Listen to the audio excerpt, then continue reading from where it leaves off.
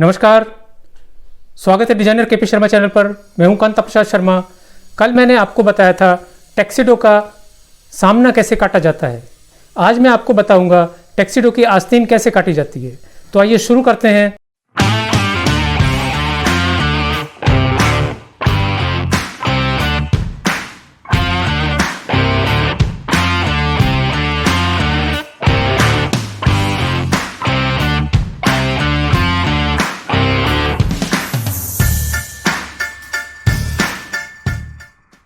हाँ, तो शुरू करते हैं आज का काम। कल हमने इसका सामना काटा था, आज इसकी हम आस्तीन काटेंगे। तो सबसे पहले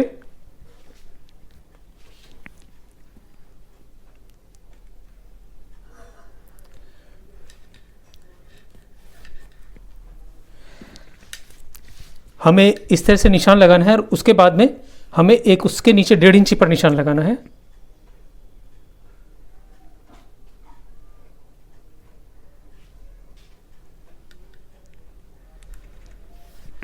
इस तरीके से।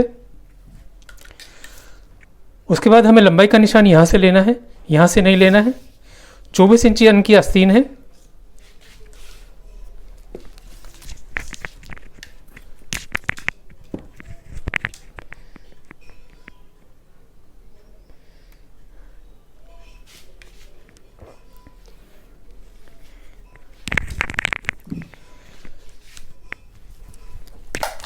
इसके बाद हमें यहाँ से सीने का छठा हिस्सा लेना है।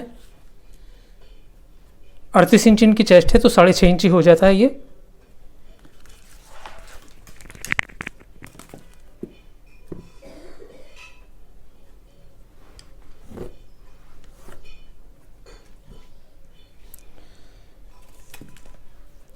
उसके बाद हमें यहाँ से चौथा हिस्सा लेना है चेस्ट का, जो आता है 9.5।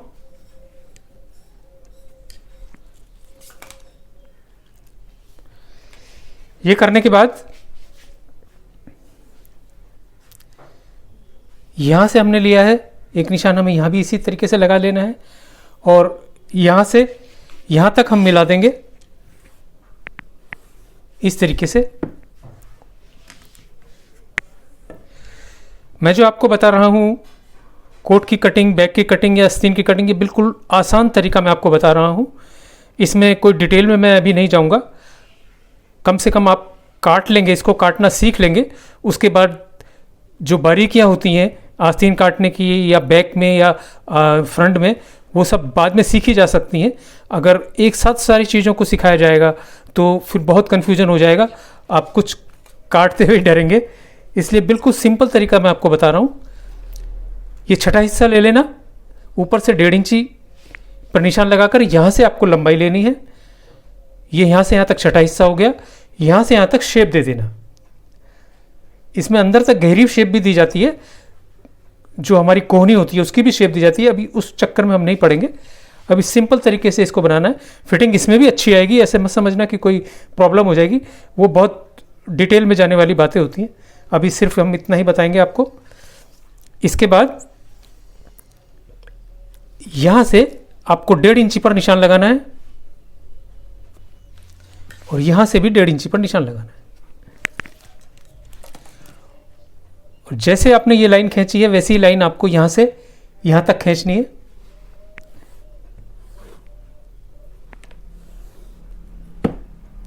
ठीक।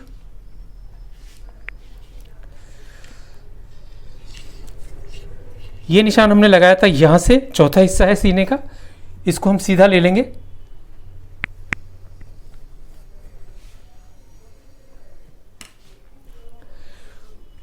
उसके बाद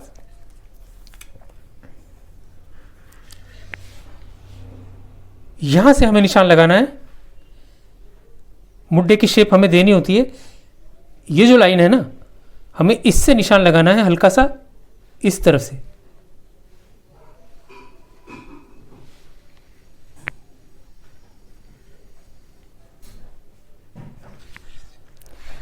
ठीक, इस तरह से हमें निशान लगाना होता है। इसको हम इस तरह से निशान नहीं लगाएंगे,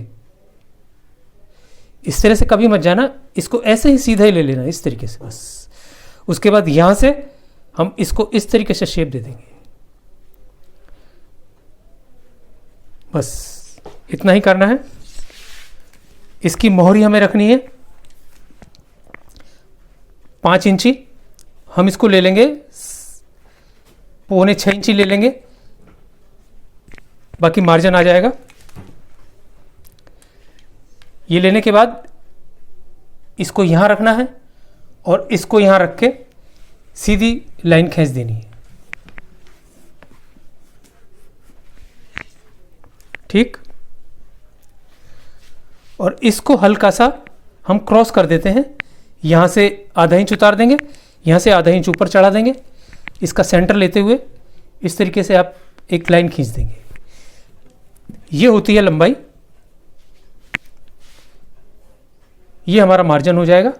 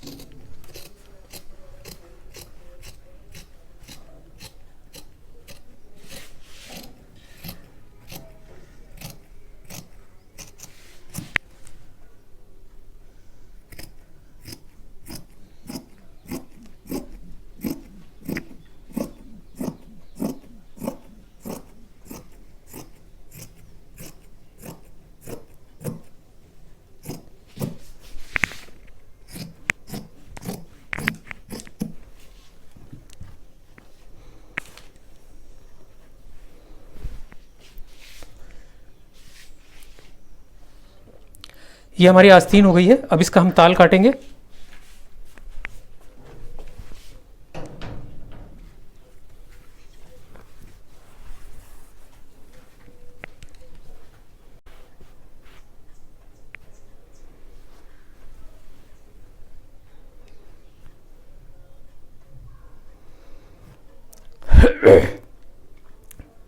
यहां से हम इसकी ताल ले लेंगे।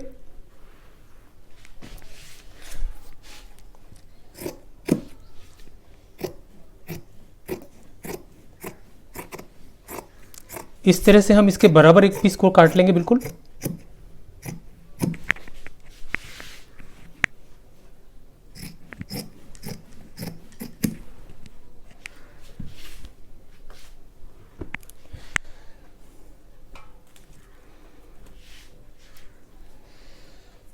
इस जगह आप इस पे आलपिन लगा लीजिए। जितनी हम सिलाई मारते हैं उस हिसाब से हम इस पे आलपिन लगा देंगे।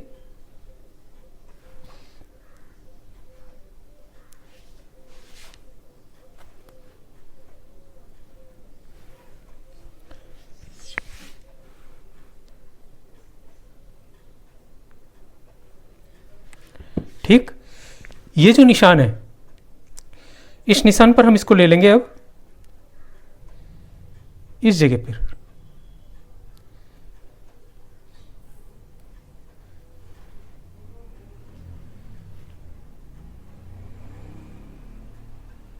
इस तरीके से हम इसको रख लेंगे और यहां हम निशान लगा देंगे बिल्कुल।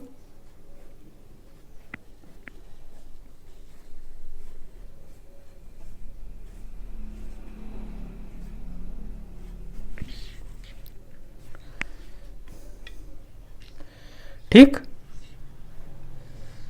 यहां तो हमने कट लगा ही दिया है, इस पर भी हम निशान लगा देंगे। जिन लोगों को प्रैक्टिस होती है, जो काट सकते हैं इसको आगे सरका कर, वो काट सकते हैं। जो लोग बिल्कुल नए हैं वो इस तरीके से लगाकर काट सकते हैं। हम तो इसको इस तरीके से आगे सरका देते हैं, हमें पता रहता है कि कितना इसको सरकाना है, और उसके बाद हम इसको उड़ा देते हैं। ठीक, ये करने के बाद हम इसको इस तरीके से हल्का सा इस तरीके से शेप देते हुए हम इसको शेप दे देंगे। ये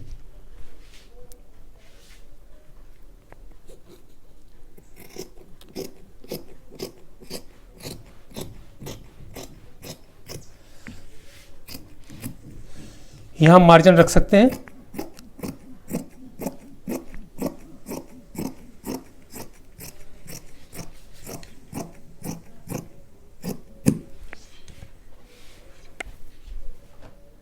एक बार फिर मैं आपको बता देता हूँ मुड्ढा कैसे काटा जाता है। सबसे पहले आपको यहाँ से निशान लगाना है ऊपर एक, उसके बाद 1.5 इंच नीचे निशान लगाना है। लंबाई का निशान यहाँ से यहाँ तक आपको लेना है। ये जो जगह है ये शोल्डर पैड और रुई और मुड्ढे के मार्जिन के काम में आती है, इसलिए अगर आपने यहाँ से रख दिया तो लंबाई छोटी हो जाएगी, इसलिए यहाँ से लेना है। यहाँ से यहाँ तक लंबाई हो जाएगी। हाँ, यहाँ से यहाँ तक छठा हिस्सा लेना है। छठा हिस्सा यहाँ से नहीं लेना है, यहाँ से लेना है। यहाँ से यहाँ तक चौथा हिस्सा लेना है सीने का। उसके बाद यहाँ से 1.5 इंच पीछे लेकर के आपको पूरा निशान शेप पट्टी से शेप देना है। इसी शेप पट्टी से शेप देना है, गहरी शेप पट्टी ना हो। पहले आप इसको शेप दे देंगे, उसके बाद इसको शेप दे देंगे। उसके बाद यहाँ से जितनी भी आपको मोहरी रखनी है उसके हिसाब से मोहरी आपको यहाँ से रखनी है, क्योंकि ये हिस्सा अंदर चला जाएगा, इस तरीके से चला जाएगा। आपको मोहरी यहाँ से तैयार करनी है। सिलाई का मार्जिन भी आपको रखना है, तैयार कितनी आनी चाहिए वो देखकर आपको निशान लगा करके ऊपर से यहाँ तक आपको मिला देना है, और कुछ नहीं, कोई मुश्किल नहीं है, बहुत आसान है। ताल काटने के लिए मैंने आपको बताया, बहुत आसान है ताल काटना। सबसे पहले इस तरीके से कपड़े को रख लेना और पूरा ये पीस इसके बराबर का काट देना है आपको। उसके बाद इसको ले लेना है आगे इस तरीके से, जैसे मैंने बताया था। आगे लेने के बाद में ये निशान लगा लेना यहाँ पर। ये निशान लेने के बाद में इस तरीके से इसको शेप दे देना। बिल्कुल यहाँ तक इसको मिलाने की ज़रूरत नहीं है, इस तरीके से ऐसे मत मिलाकर काटना। ये जगह रखना, मार्जिन रखना है आपको थोड़ा सा। अगर हमारा मुड्ढा सिलाई तो हमारी यहीं आएगी, अगर किसी वजह से नम वगैरह कम ज़्यादा होती है तो हम इसको यहाँ कर सकते हैं। इस चीज़ को हम लेकर आते हैं इस तरीके से, ताकि नीचे से फिटिंग में सही आ जाए, इसलिए ये छोड़ा जाता है। इसका भी आप ध्यान रखना, कहीं बराबर काट दें इसको। एक बात और मैं आपको बता दूं, इस कोट को हम डायरेक्ट फिनिश नहीं करेंगे। मैं आपको कच्चा करना भी सिखाना चाहता हूं कि कच्चा कैसे किया जाता है, ट्रायल कैसे किया जाता है।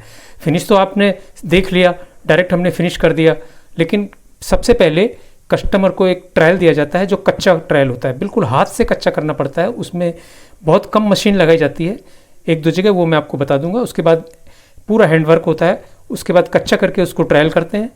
ट्रायल में कोई भी अगर अल्ट्रेशन आती है किसी भी तरह की, हम उसको निकाल लेते हैं। उसके बाद हम एक सेकेंड ट्रायल करते हैं, जिसमें हम साइड को कच्चा रखेंगे, लंबाई को कच्चा रखेंगे। हाँ, कुछ चीज़ें हमारी पहले ट्रायल में क्लियर हो जाती हैं, उनको तो हम पक्का कर देते हैं, लेकिन कुछ चीज़ें और होती हैं जिनको हमने अल्टर निकाला है, उन चीज़ों को चेक करने के लिए हम सेकेंड ट्रायल लेते हैं। सेकेंड ट्रायल लेने के बाद ही हम फिनिश करते हैं। चाहे आप कितने भी अच्छे कटर हों, अगर आप 2 ट्रायल ले लेंगे तो कोई प्रॉब्लम नहीं होगी किसी भी तरह की। क्योंकि कई बार क्या होता है, जब हम पेस्टिंग करते हैं, हम चाहे नॉर्मल प्रेस से पेस्टिंग करें या मशीन द्वारा पेस्टिंग करें, कपड़े में पता नहीं, आजकल के जो कपड़े आते हैं वो इस तरीके के आते हैं कि पता नहीं कितना श्रिंक हो जाएगा, वो कहाँ जा कर के बैठेगा, कुछ कह नहीं सकते हम इस मामले में। या अगर आपको डायरेक्ट फिनिश करना है, उसका भी मैं तरीका बता देता हूँ। डायरेक्ट फिनिश करने का ये तरीका है कि आप सबसे पहले पैटर्न काटेंगे इसका, जो कि हम पैंट की पॉकेट में जो अस्तर लगाते हैं उसका आप पैटर्न काटेंगे, या जिस तरीके से भी आपको कागज़ का काटना हो या कपड़े का काटेंगे तो ज़्यादा अच्छा रहेगा, वो काट कर आप रख लेंगे। उसके बाद में जब आप कपड़ा काटेंगे तो कपड़े को आप आधा इंच एक्स्ट्रा काट देंगे पैटर्न से, ठीक है। उसको आधा इंच एक्स्ट्रा काट दिया, जैसे बैक काटी, बैक को एक्स्ट्रा काट दिया, आधा इंच एक्स्ट्रा काट दिया। जैसे पैटर्न यहाँ आ रहा है हमारा पैटर्न तो यहाँ है तैयार, तो हम इतना एक्स्ट्रा काटेंगे, हर तरफ से एक्स्ट्रा काटेंगे, क्योंकि उसके बाद उसको पेस्ट करके जब मशीन में डालेंगे तो वो श्रिंक हो जाएगा, जितना भी होना होगा हो जाएगा। उसके बाद हम पैटर्न रख के उसको फिर काटेंगे, पेस्टिंग करने के बाद फिर पैटर्न रख के उसको फाइनल कटिंग करेंगे, तभी हम उसको डायरेक्ट फिनिश भी कर सकते हैं। अगर आप अच्छे कटर है, आपको कॉन्फिडेंस है, तो तब आप डायरेक्ट फिनिश कर सकते हैं, वरना आपको उसके बाद सेकेंड ट्रायल ले सकते हैं, उसमें फिर कच्चा ट्रायल की भी ज़रूरत नहीं पड़ती। लेकिन सीखना ज़रूरी है कच्चा ट्रायल लेना, क्योंकि इससे बहुत फ़र्क पड़ता है क्लाइंट के ऊपर, और हम भी बिल्कुल परफेक्ट चीज़ बनाकर उसको दे सकते हैं। उसकी बॉडी के शेप के हिसाब से कहाँ क्या चीज़ सेट करनी है, कटिंग तो हिसाब किताब से हो ही जाती है, लेकिन फिर भी बॉडी के शेप के हिसाब से वो कई जगह अल्टर पैदा कर देता है कपड़ा। समझ रहे हो ना मेरी बात, कई कपड़े ऐसे होते हैं जिनके इस स्थिति में नहीं होते वो, कि वो कोट में यूज़ किए जाएँ या जैकेट में यूज़ किया जाए, लेकिन कस्टमर ले आया तो ले आया, अब उसका क्या इलाज है। वो तो ले आया, उसको पता ही नहीं कि इसमें कितना पॉलिस्टर है, कितना वूलन है, ये मशीन में जाने के बाद इसकी क्या हालत होगी। तो ये सब चीज़ें देखते हुए हमें कच्चा ट्रायल लेना ज़रूरी होता है, कोट का कम से कम। और अगर हम जैकेट वगैरह का भी कर रहे हैं तो उसको भी अगर हम पहले से पैटर्न काट लें और उसको पेस्टिंग करने के बाद में फिर उसको हम काट सकते हैं। मेरा ख्याल है आप समझ गए होंगे मेरी बात। मैं इसको जब कच्चा करके आपको बताऊंगा तब और डिटेल में सब चीज़ें बता दूंगा। आज के लिए बस इतना ही, कल फिर मिलते हैं एक नई वीडियो के साथ। अभी आपने देखा टक्सेडो की आस्तीन कैसे काटी जाती है। अगर ये वीडियो आपको पसंद आया तो लाइक बटन जरूर दबाइए। जो लोग नए हैं उनको बता दूं, मैं हूं कांता प्रसाद शर्मा। मैं पिछले 40 साल से इस फैशन इंडस्ट्री में हूं, जहां मैंने बड़े डिजाइनर्स और सेलिब्रिटीज़ के लिए काम किया है। इस चैनल पर मैं आपको सिखाऊंगा pant, shirt, coat, jacket, tuxedo, breeches, sherwani, kurta pyjama, इन सभी की सिलाई और कटिंग की पूरी जानकारी दूंगा। इसके अलावा वो सभी टेक्निक मैं आपको सिखाऊंगा जो आपको एक अच्छा टेलर ही नहीं, अच्छा डिजाइनर भी बनाएगी। कल मैं आपको बताऊंगा कोट की मार्किंग कैसे उठाई जाती है और पेस्टिंग कैसे किया जाता है। आज के लिए बस इतना ही, कल फिर मिलते हैं एक नए वीडियो के साथ। तब तक के लिए गुड बाय।